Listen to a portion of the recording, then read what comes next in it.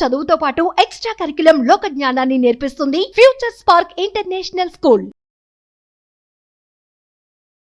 Hi hello నమస్తే, welcome to Suman TV. ప్రస్తుతం మనతో ఉన్నారు మొమెంటమ్ ఇన్వెస్టర్ వినోద్ కుమార్ గారు. సార్తో మాట్లాడదాం. నమస్తే సార్. నమస్కారం అండి. సార్, మనం ప్రీవియస్ వీడియోస్ చూసాము గోల్డ్ ప్రైసెస్ గురించి. ఇప్పటికీ ప్రైస్ ఏం తగ్గలేదు, అలా పెరుగుతూనే ఉంది. స్టాక్ మార్కెట్తో కంపేర్ చేసుకుంటే ఎప్పుడైనా స్టాక్ మార్కెట్ లాభాల్లో ఉంది అనుకుంటే గోల్డ్ ప్రైస్ అనేది యాక్చువల్గా తగ్గాలి. బట్ గోల్డ్ ప్రైస్ కూడా కంపేర్ టు దాంతో పోటీగా అయితే రన్ చేస్తుంది. మరి స్టాక్ మార్కెట్ కనుక ఇన్ కేస్ లాస్లో ఉంటే అప్పుడు గోల్డ్ ప్రైస్ అనేది మరింత పెరిగే అవకాశం ఉందంటారు అసలు? ఫస్ట్ ఆఫ్ ఆల్ ఇప్పుడున్న సిచ్యువేషన్లో ఏమవుతుందంటే గోల్డ్ డిమాండ్ బాగా వచ్చింది. మనం ఆల్రెడీ రీజన్స్ అన్ని ప్రీవియస్ వీడియోలో డిస్కస్ చేసాం.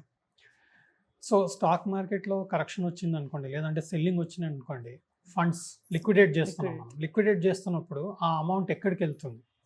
Either it has to go into fixed deposit or real estate or bonds or gold bonds or gold, one of these three. So this money will be reallocated to these things. Or the stock market లో మనం correction selling ఇచ్చాం, ఒక certain సెక్టర్స్లో మనం selling ఇచ్చాం. ఇప్పుడు infrastructure బాగా పెరిగింది, so చాలా ప్రాఫిట్ బుకింగ్కి మార్కెట్ ఫార్వర్డ్గా మూవ్ అయింది. ఆ ఫండ్స్ని ఐదర్ డిఫరెంట్ సెక్టర్స్లోకి షిఫ్ట్ అవ్వాలి, లేదు అంటే commodities or gold, silver, fixed deposits, corporate bonds or whatever బాండ్స్కి మనీ షిఫ్ట్ అవ్వాలి. ఇలాంటి సిచ్యువేషన్ ఎప్పుడు వస్తుంది అంటే మార్కెట్ టాప్ అవుట్ అయినప్పుడు, హై వాల్యుయేషన్ వచ్చినప్పుడు. ఇప్పుడున్న సిచ్యువేషన్లో ఈ టైం టు టైం ఏదైతే మనం ఇండియాలో నిన్న చూస్తే మనకు దాదాపుగా నిఫ్టీ 1.5% కరెక్షన్ వచ్చింది. But these are common corrections.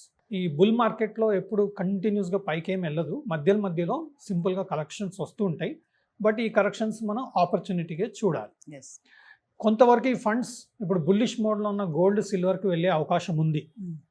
But మనం అనుకున్నట్టు లాస్ట్ ప్రీవియస్ వీడియోస్లో గోల్డ్ ఆల్మోస్ట్ 75,000 టచ్ అయింది. ఇప్పుడు కొంచెం కాషియస్ ఉండాల్సిన విషయం. ఎందుకు అంటే దాదాపుగా 20% విదిన్ 1 month 62,000-63,000 నుంచి దాదాపుగా 75,000 వచ్చింది, which is almost 20%. Gold yearly compounding return last 40 years ఇండియాలో 9.2% కంపౌండింగ్ రిటర్న్ ఇచ్చింది. అలాంటి అసెట్ మనకు 1 monthలో 20% బాటమ్ నుంచి 62,000 నుంచి ఇచ్చింది, which is huge. So one has to be little cautious. మనకు ఫోమో అంటాం, అంటే ఫియర్ ఆఫ్ మిస్సింగ్ అవుట్. అలాంటి ఫియర్ ఆఫ్ మిస్సింగ్ అవుట్ ఉన్న సిచ్యువేషన్లో మనకి ఏమనిపిస్తుంది అంటే 62 నుంచి 65 వెళ్ళింది, 65 నుంచి 68 వెళ్ళింది, 70 వెళ్ళింది, 70 క్రాస్ అయింది, 75 వెళ్ళింది. ఇంకెప్పుడు కొంటాం, మనకు ఇంకా ఛాన్స్ లేదు అనే ఆలోచనతో మంచి షేర్స్ ప్రాఫిట్లో ఉన్నది అమ్మేసి గోల్డ్కి షిఫ్ట్ చేయాలని చూస్తాం.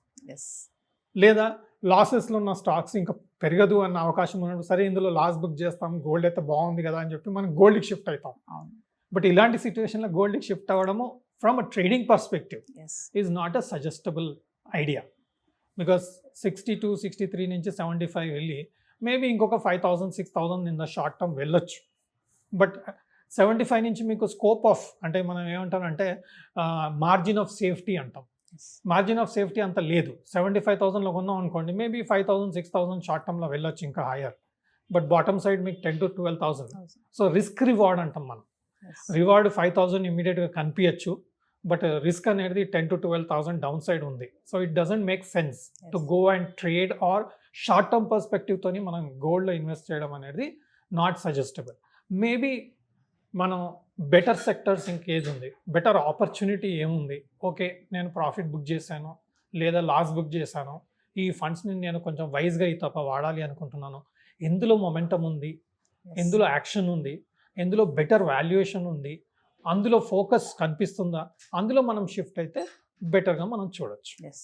సో ఈ గోల్డ్ ప్రైస్ ఇంపాక్ట్ అనేది సార్ వేరే మెటల్స్ పైన కూడా పడే ప్రభావం ఏమైనా ఉందంటారా, ఛాన్సెస్? జనరల్గా మనం కమాడిటీస్ అంటే precious metals, gold, silver, platinum ఇలాంటివి, తర్వాత ferrous, non ferrous, okay, copper, lead, zinc ఇలాంటివి అంటాం కదా. తర్వాత అగ్రి ప్రొడక్ట్స్, ఆలు, టొమాటో, ఓకే. నెక్స్ట్ వచ్చేసి oil and gas, okay, oil and gas, ఇవన్నీ various commodities.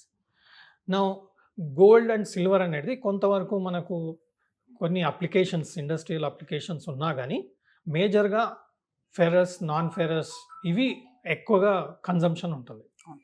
Like if you are making car you need steel, right? Similarly lead batteries, okay, ఇప్పుడు lithium batteries అంటున్నారు. అవును. So what is happening is commodities consumption demand ఎక్కువ ఉంది. సో ఓవరాల్గా మనం equity market, commodity market, currency market, Yes. Right, 3 different segments. మళ్ళీ కొత్తగా ఇప్పుడు మనకు క్రిప్టో మార్కెట్ అని కొత్తగా మనం ఇంట్రడ్యూస్ అయింది. సో ఈక్విటీ మార్కెట్ నుంచి కమోడిటీ మార్కెట్కి షిఫ్ట్ అయ్యే అవకాశం ఉంది. ఇప్పుడు ఈక్విటీ మార్కెట్ బాగా పర్ఫామ్ చేసింది అనుకుందాం. Yes. ఎందుకు పర్ఫామ్ చేస్తుంది? Because fundamentals, the growth is there, Yes. consumption is there, that's why there is a bullishness and valuation enhancement is there, Yes. right? Now when there is consumption, that is the companies are doing better and the requirement of commodities are increasing, automatically the commodity market also will show some Yes. action. Gold silver అనేది మనం hedging టూల్గా చూస్తున్నాం. అవును. లేదు అంటే మనం చేసినట్టు central banks consumption, వాళ్ళు రిజర్వ్స్ని పెంచుకోవడం, ఇవి చూస్తున్నాం. Yes. సమ్ ఇండస్ట్రియల్ అప్లికేషన్ చూస్తున్నాం. బట్ మెటల్స్ అనేది కన్జంప్షన్ ఓరియంటెడ్గా మనకు మూమెంట్ ఇస్తుంది. Yes. సో ఈక్విటీ మార్కెట్ బాగా పెరిగినప్పుడు ఆటోమేటిక్గా మనకు కమోడిటీ మార్కెట్లో డిమాండ్ వచ్చే అవకాశం ఉంది. కాబట్టి మనకు కాపర్, లెడ్ ఇలాంటి ఐటమ్స్ అన్నీ మనకు పికప్ అయ్యే అవకాశం ఉంది. Yes. నిన్న మార్కెట్ 1.5% మార్కెట్ పడింది. But if you see Hindustan Zinc, it made all time high. Yes. Hindustan copper, it made all-time high. Now if you see commodity prices charts also, nickel is doing well, lead is doing well, copper is doing well, Yes. zinc is doing well. What does that indicate?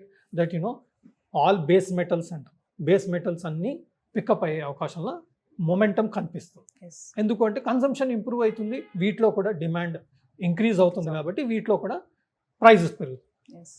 But commodity prices పెరగడము stock మార్కెట్కి పాజిటివా నెగిటివా అని మీరు అడిగితే negative అని చెప్తా.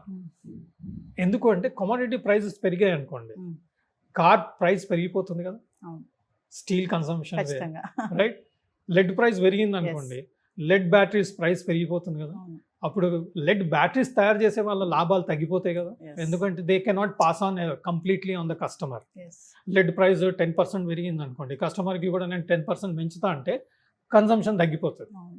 Necessity ఉన్న వాళ్ళు మాత్రమే బ్యాటరీస్ కొనుక్కుంటారు. Yes. నెసెసిటీ లేని వాళ్ళు కొంత వాడి కాల్ they try to be careful, cautious. Okay, మనం ఇంత బ్యాటరీ కన్సంప్షన్ లేకుండా ఆల్టర్నేటివ్స్ ఏమైనా ఉందా అనేది వెతుకుతూ ఉంటారు. Yes. మనం ఇప్పుడు చూస్తున్నాం ఆల్టర్నేటివ్ రెన్యూబుల్ ఎనర్జీ, అది ఇలాంటి కాన్సెప్ట్స్లో లిథియం బ్యాటరీస్ అని డిఫరెంట్ టైప్ ఆఫ్ బ్యాటరీస్కి వెళ్ళే అవకాశాలు ఉంటాయి. అందుకని కమోడిటీస్ ప్రైజెస్ పెరిగితే ఒకంత వరకు okay, Yes. But if it is alarming rise, it is negative for the stock market and even for industries. Yes. Sir మీరు ఇందాక అన్న సెంట్రల్ బ్యాంక్ అనేసి రీసెంట్గా మనం న్యూస్ చూసుకుంటే సెంట్రల్ బ్యాంక్స్ కూడా ఈ గోల్డ్ని కొని పెట్టుకుంటున్నాయి. ఎందుకంటే ఈ హెడ్జెస్ ఏవైతే ఉన్నాయో వాటిని అరికట్టడానికి అంటారా, లేకపోతే ట్రేడింగ్ చేయడానికి అంటారా, అంటే ఏం చెప్తారు? ఒక ఎకానమీ ఒక స్ట్రెంగ్త్ ఎలా తెలుస్తుంది అంటే వారి దగ్గర ఉన్న ఆస్తులు, ఎస్. అంతే కదా. మీ స్ట్రెంగ్త్ ఏంటి అంటే మీ దగ్గర ఉన్న ఆస్తులు. పర్సనాలిటీ స్ట్రెంగ్స్ వేరు, బట్ ఫైనాన్షియల్గా మీ స్ట్రెంగ్త్ ఏంటి అంటే మీ దగ్గర ఉన్న అసెట్స్. ఎస్. నా స్ట్రెంగ్త్ ఏంటంటే నా దగ్గర ఉన్న అసెట్స్. సో ఒక ఎకానమీకి స్ట్రెంగ్త్ ఏంటి? తన దగ్గర ఉన్న రిజర్వ్స్, తన దగ్గర ఉన్న స్ట్రెంగ్స్, ఎస్. దానికి తోడు currency relation with the gold. All these things add up to the reserves of the country. So that's why from time to time and they can use these reserves for మనకు problem ఉన్నప్పుడు మనం ఏం చేస్తాం, మన దగ్గర ఉన్న అసెట్స్ని gold loan తీసుకుంటాం, right? We use that gold for some purpose or our Yes. assets for some purpose. Similarly, in times of crisis, these reserves can be used for addressing the current issues of that particular economy. So that is one of the reasons why these reserves will be very helpful for the economy, not only to give the strength and the economic foundation of that particular economy, but also for consumption at the time of crisis of that particular economy. So ఫైనల్గా ఇప్పుడు gold price చూసుకుంటే 75 cross అయిపోయింది. మరి ఈ టైంలో investment చేయొచ్చా అంటే ఏం చెప్తారు? ఈ టైంలో ఇన్వెస్ట్మెంట్ అనేది మీ కన్జంప్షన్, ఇప్పుడు మీకు రిక్వైర్మెంట్ ఉంది, ఇంట్లో ఫంక్షన్ ఉంది, లేదంటే అవసరం ఉంది, దానికి మనం ఏం చేయలేము. Yes. You need to go and buy. But after seeing 20% rise, definitely it is not a logic to go and invest at 75,000, yes. right? But there is an opportunity. How?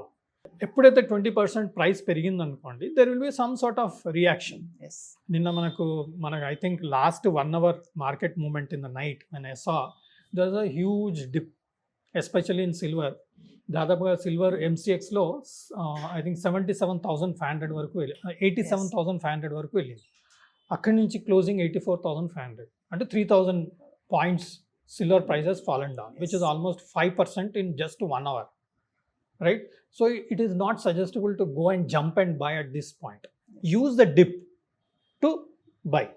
Simplest form ఏంటంటే, general thumb rule method ఏంటంటే, మనం gold ఒక 10,000 పెరిగింది అని మనకు తెలిసింది last 1 monthలో, wait for 5%, 50% correction.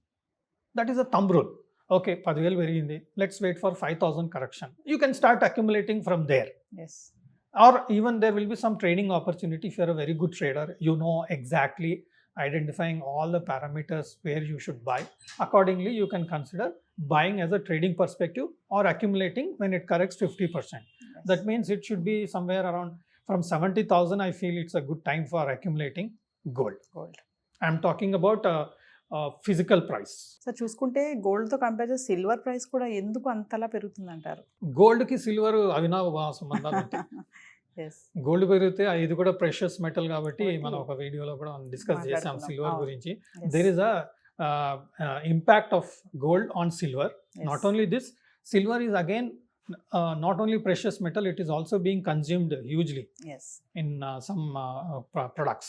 So one side demand, other side the impact of the precious metals demand. All these are pulling the silver up, and silver is always volatile. For traders, it's an excellent opportunity to buy silver whenever it falls down, so that you get good opportunity to sell. Again, we discussed physical silver not suggestible, ETF or mutual funds. Thank you, sir. Thank you. Suman టీవీలో మీ personal and business promotions కోసం కింది నెంబర్కి contact చేయండి.